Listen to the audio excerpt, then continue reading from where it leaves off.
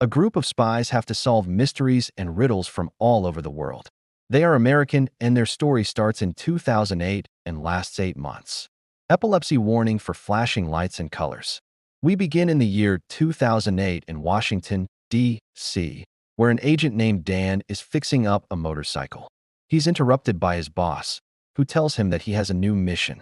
She gives him a package and tells him to open it when he gets to Langley, Virginia. Upon arriving at his destination, Dan opens the package to find a mechanical puzzle box. He brings it inside and lays it out on a table. He attempts to open it, but it doesn't work. It turns out he needs to input a series of numbers on the keypad on the side to open it. He manages to open the box and finds a key card along with a note telling him to go to the National Gallery of Art. Upon arrival, he meets with 2 other agents, Gina and Danny. Their boss told them to meet up here because there was a spy in their agency, and they needed to find out who it was. All 3 agents input their key cards into a slot on the wall, and it turns out that only Gina's card works. This means that she's the mole, and they have to take her to a safe house in Baltimore. While driving to the safe house, Gina tries to escape, but Dan stops her. She tells him that she just wanted to go back to her old life. At the safe house, their boss explains to them that Gina had stolen microfilms from the agency and sold them to the highest bidder. The buyer was none other than Danny, who reveals his true nationality by saying, "I'm sorry, I had to do this," before escaping. At the CIA headquarters, their boss is reprimanded by a congressman for the failure. She goes to see Gina, who tells her that she sold the microfilms to the Chinese. She says that she did it so that the congressman would declare war on China and that she could die a hero. She asks if she can still redeem herself, and the answer is yes. They want her to find Danny and retrieve the microfilms. Unfortunately, it's too late as Danny has already left the country. Gina is sent back to the safe house to wait until the heat dies down. Meanwhile, Danny flies to Paris, France, and meets up with a mysterious woman who gave him the microfilms. She reveals to him that she's working for the Russians and hands him a new assignment. He's supposed to steal the Declaration of Independence.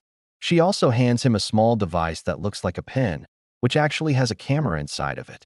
This will allow the Russians to view the documents that he steals. He takes the assignment and leaves. Back in the United States, an agent named Matt is going over files on the computer when he hears a noise outside. He investigates and sees someone stealing one of the cars in the parking lot. He runs after them, but they manage to get away. He returns to his office to find a message that says, "You're it." The next day, he's called into his boss's office where he learns that their headquarters was robbed. He goes to the evidence room and sees that the Declaration of Independence is missing. Their boss tells him to team up with Dan and Gina to find it. In Berlin, Germany, Danny meets up with a contact who gives him a tour of a museum. He points out a painting that he wants Danny to steal. However, it's guarded by lasers.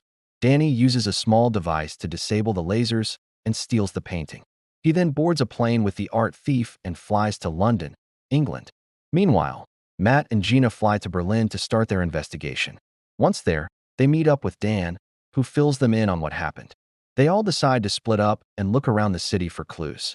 Matt meets up with the police who tell him that Danny was seen at the museum. He decides to pay him a visit. When they arrive at his apartment, Matt finds out that he's not there. However, he does find a lipstick with a strange symbol on it. Gina calls Matt to tell him that she found a lead on Danny's whereabouts. He rushes to her, and they find out that Danny is at a pub. They arrive just in time to see him drink a suspicious liquid. They knock him out and take him back to Berlin. Once there, they interrogate him, and he reveals that the woman who gave him the microfilms also gave him the lipstick. She used it to signal when she wanted him to meet her. As soon as he said this, the lights go out, and a man jumps out from behind a desk. He knocks Matt out and ties him to a chair. The others fight back, but the mysterious man is able to overpower them.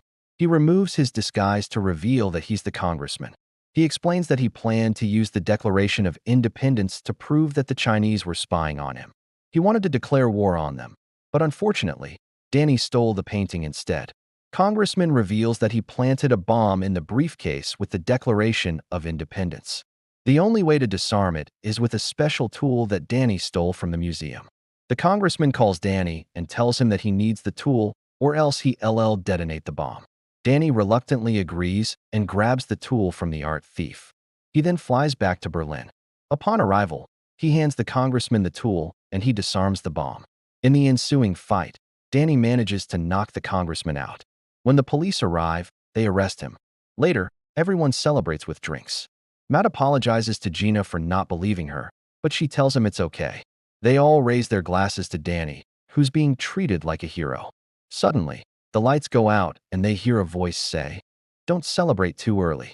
There's still one more mystery to solve." They look around the room to see a figure standing over a dead body. It's revealed to be the art thief.